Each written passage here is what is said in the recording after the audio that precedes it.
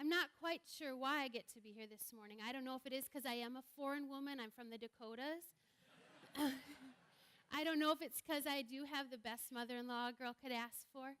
I think the truth is, though, they really wanted Pastor Lee to do the children's message, so there you have it.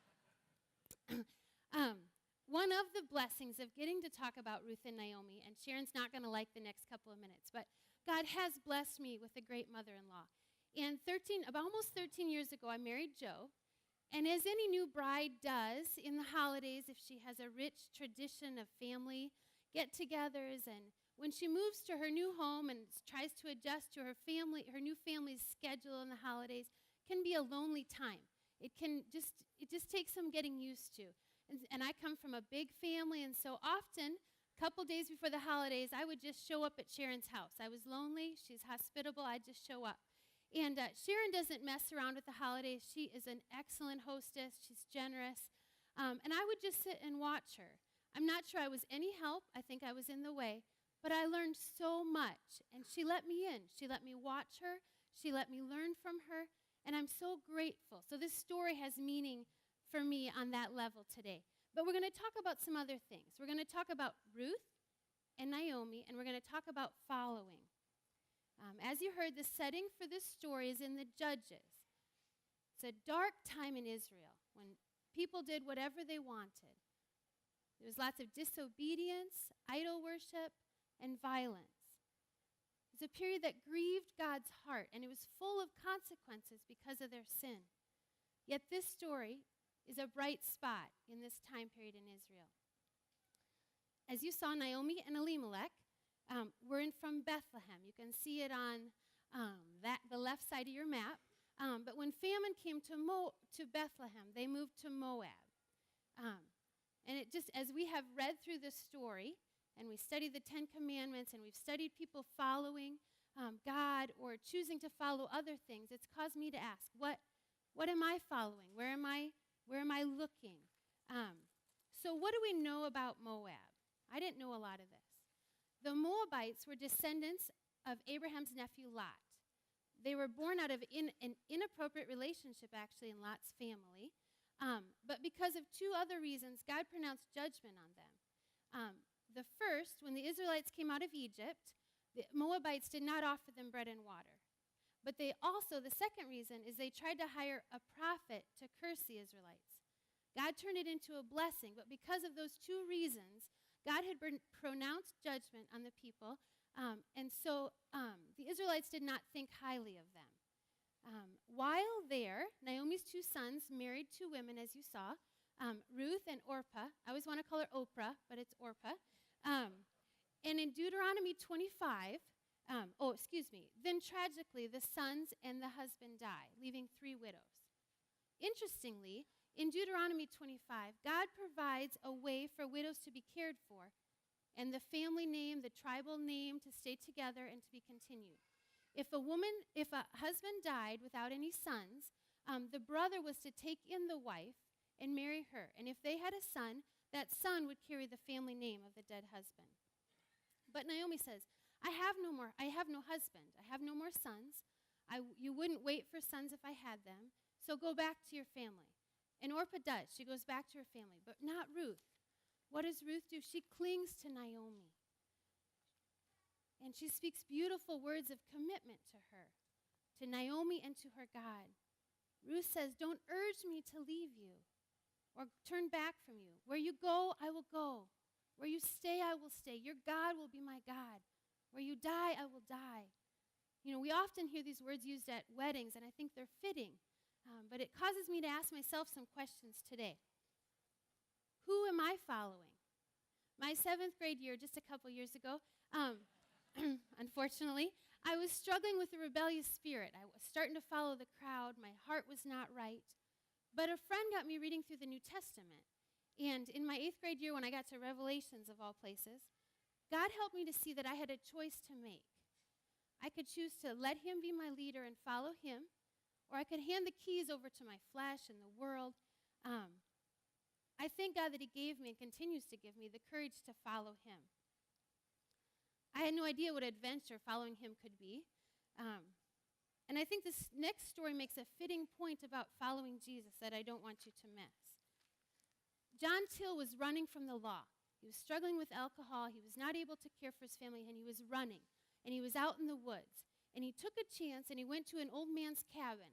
This old man had taken care of his sons, and the old man welcomed him in, and he told him about Jesus. And he gave him food, and he cared for him. And as he talked about Jesus, John started to soften.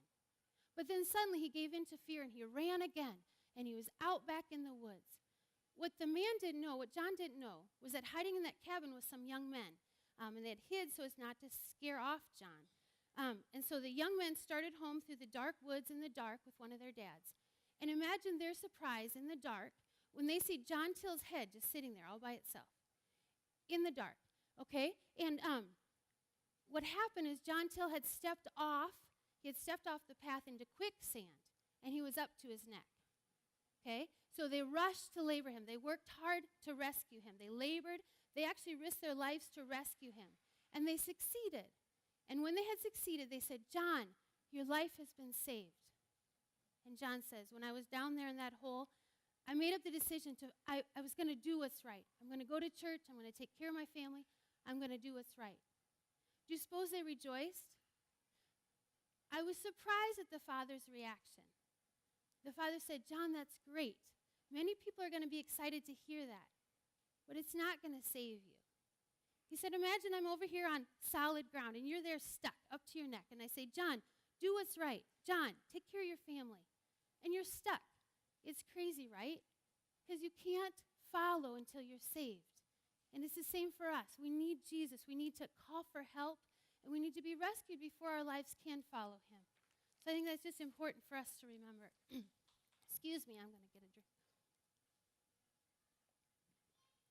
So as I look back on those days and years since I felt Jesus calling me to follow, over and over he sent mentors into my life.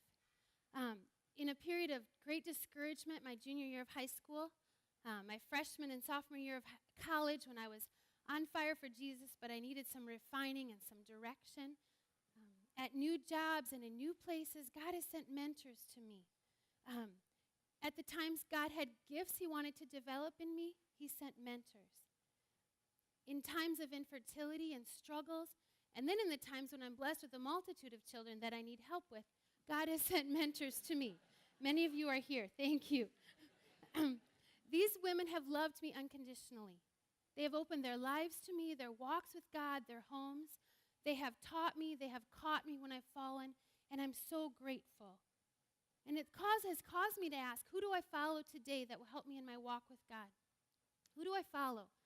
In fact, yesterday, I've been trying all week. I finally picked up the phone, and there's a woman in this community whose life I admire and I've wanted to get to know. And I called her and I said, you know what? Can we get together? I need someone to speak into my life on purpose. I need someone to sit down with and ask questions of life with. And she said yes. So I'm excited to step into a new period of that. But here's a chance for you to think. Who have your mentors been? Who has influenced your life greatly? Did you follow them? Did you seek them out? Or did they seek you out? Did they even know you were following them? And if you've never tried to find and follow a godly mentor who's willing to encourage you, what's holding you back? So I want to ask, why did Ruth follow Naomi? Was Naomi the perfect mentor? Had she always experienced God's blessing? Did she have all the answers? Naomi says of herself, I went away full, but the Lord has brought me back empty. Why call me Naomi? She tells her friends, call me Mara, bitter. Why call me Naomi? The Lord has afflicted me. The Almighty has brought misfortune on me. Interestingly, the women whose lives God has allowed me to touch were never women I went searching out to lead. They were always women that just showed up, and they were just right behind me. And in all honesty, sometimes it made me feel claustrophobic because I see my weaknesses, I see my vulnerabilities, and I don't always want to share that with everyone. But they just kept showing up. Do you ever feel that way, like you don't want to share your vulnerabilities, you don't want to let people get too close? Let's look again at Naomi. She was a widow, living in a land with a people that her own people despised. She was poor, an outsider, and in many ways hopeless. That's what Naomi sees. But what does Ruth see? Naomi hasn't really had a choice but to share her sorrows and her distresses with Ruth. They've shared it. And Naomi obviously has something that Ruth is willing to give up everything for. In sharing her struggles, Naomi allows Ruth to truly see God. As much as we often want to hide our struggles, it's the same for us. It's the way others often see God. So don't close yourself up. Look behind you and pray that God will give you the courage to share. Then I ask myself, how does Ruth follow? She makes a clear and definite decision to do so, doesn't she? And she leaves behind what might have stood in her way from following Christ. Thirdly, she speaks her commitment, doesn't she, to Ruth? Beautiful words, or to Naomi. Those things remind me of two things. One is Romans 10, 9 through 10, where it says, if you declare with your mouth that Jesus is Lord and believe in your heart that God raised him from the dead, you will be saved. For it is with your heart that you believe and are justified, and it is with your mouth that you profess your faith and are saved. Just as Ruth does, God desires for us to believe and speak a commitment to him. The second thing it reminds me of is a dear woman who discipled me when I was in college said that she looked for three things in deciding if someone was open and ready to be mentored. As if they were faithful, available, and teachable. Not giftedness or anything else, but those three things. And it just causes me to think about my own life. So as we think about those three things, how does Ruth keep her commitment? First, she is faithful. She follows Naomi to Bethlehem, and she stays with her. Second, she is available. She works hard to find food and provide for herself and Naomi. It was the barley harvest time in Bethlehem, and the poor were allowed to follow the harvesters and pick up extra grain. And in fact, in Leviticus, God commands them to leave extra grain in the corners of their fields and not to pick up fallen grain and things like that. By God's sovereign, powered plan, Ruth ends up in Boaz's field. We've learned he is a kind man, a God-fearing man. He has noticed Ruth's commitment to God and to Naomi, and he's generous and protective. He provides her food. He keeps her safe in that violent age. He tells his men not to touch her. He says, don't go to other fields. Stay here and glean here. So he protects her. Interestingly, Boaz is also a man who knows what it's like to be an outsider and to be accepted by God and his people. If you remember who Boaz's mother was, I didn't know this either.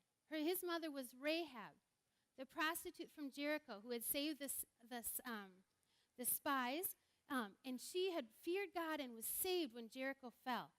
So he understood what it was like to be accepted into God's people. He was also a kinsman redeemer, which means if no brother was present to take in the wife, or if the family land had changed possessions, the kinsman redeemer could redeem that and keep it in the family. He could also marry the widow. And interestingly, if a relative had sold themselves into slavery for money or whatever reason, the kinsman redeemer's obligation was to buy that person out of slavery. Interestingly, Christ is our redeemer. He redeems us from sin and hopelessness and hell. He has bought us out of slavery with his blood. It's just a really cool picture. And so as you heard, because Boaz was a kinsman redeemer and could redeem for them, Naomi realizes what could happen, and she sends Ruth to ask Boaz to be a kinsman redeemer for her. Interestingly, all she had to do was ask, just like us. All Ruth had to do to Boaz was ask, and Boaz took care of it. He hears her request. He reassures her. The next morning, he approaches a man at the city gate who is a closer kinsman redeemer. That man did not want to marry Ruth because of his own family dynamics, so Boaz secures an agreement that he can marry Ruth. And marry her he does. Together they have a son named Obed, who, this is cool, is King David's grandfather and a direct ancestor of the line of Christ. So let's look back. God did so much through the faith and the following of a foreign woman and her embittered mother-in-law. He brought joy, love, eternal security, and a beautiful heritage for his only son. Oh, that we would combine our faith with actively following Christ, and that we would open up our lives to godly mentors. Oh, that we would have eyes to look behind us and see those who want to follow Christ and need an encourager. And oh, that we would be faithful, available, and teachable. And then that we would have the wisdom to encourage the Ruths. Sometimes we're tempted to chase after the Orpahs who aren't ready. But God uses those who feel foreign, like outsiders, those who feel insignificant and insecure. I have been all of those things. He looks for hearts that will follow him. And as we have seen again and again, his great story is one of making great adventures using simple people for his glory. Follow him, dear ones. Thank you.